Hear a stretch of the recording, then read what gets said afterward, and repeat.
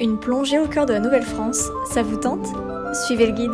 Chaque année, le temps d'une fin de semaine, les rues adjacentes du musée de Pointe-à-Callieres se transforment en ruelles du XVIIIe siècle.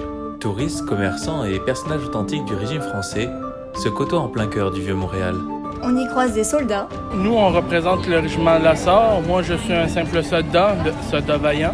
Ici, à Nouvelle-France, on représente, comme avec la Franche-Marine, des soldats des années 1755 à 1756. L'intendant Gilles Locard.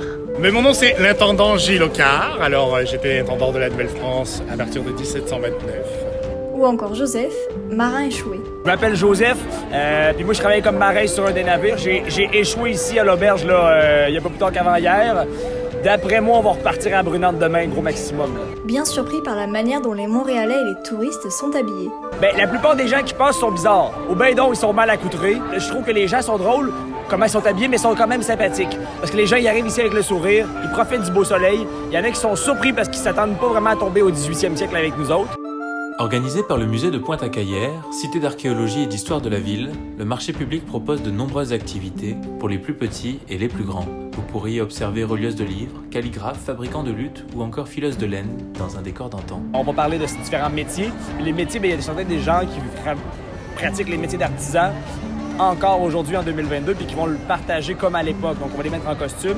Le calligraphe, il fait de la calligraphie dans la vie de tous les jours en 2022, mais quand il se retrouve au 18e siècle, on lui met un costume de calligraphe puis il continue de faire la même chose qu'il aime déjà faire.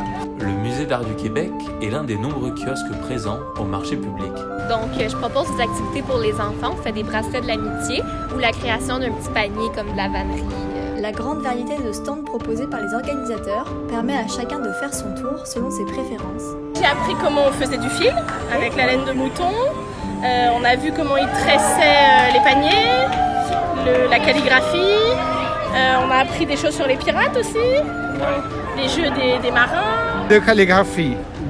Cela avec la calligraphie, l'homme qui est enseignant comme écrit avec la peine. Très intéressant, très intéressant. C'est l'occasion pour tous d'en apprendre sur cette période historique du Québec. Pour dire les gens, puis enseigner aussi un peu parce que il y a beaucoup de touristes, beaucoup de gens ne savent pas c'est quoi un intendant ou comment fonctionnait la Nouvelle-France, la colonie à l'époque. Donc, c'est super important de donner ces informations-là. Et si vous croisez l'intendant de la Nouvelle-France, il y a fort à parier qu'il vous parle de ses ambitions financières. Alors, moi, je travaillais par rapport à tout ce qui était la gestion de la colonie. Mon rêve principal était bien sûr aussi de réorganiser un peu le côté financier, donc de changer l'axe principal de finances, qui était l'attrait de fourrure, la vente de fourrure en France, pour aller plus vers un côté industriel et agricole, donc aussi renchérir le capital de la Nouvelle-France pour et par la Nouvelle-France, plutôt que par la Nouvelle-France à la France seulement. Donc, c'est un petit peu mes rêves et mes ambitions. Malheureusement, j'ai échoué. On va donner de l'information historique par la blague, par l'humour, mais aussi par des simples éléments, comme on parle d'une auberge, on parle pas d'une taverne, par exemple. Donc il y a de la vulgarisation, puis il y a aussi, oui, une partie d'éducation, mais souvent les gens s'en rendent pas compte.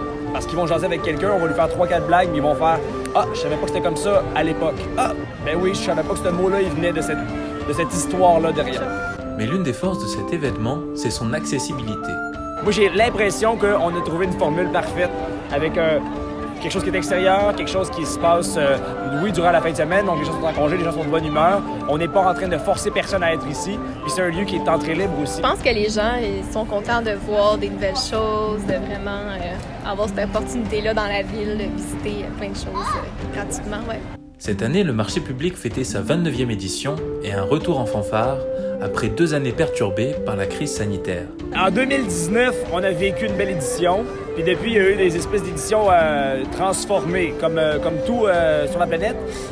Mais là, on retrouve quelque chose qui ressemble beaucoup à ce qu'on avait avant.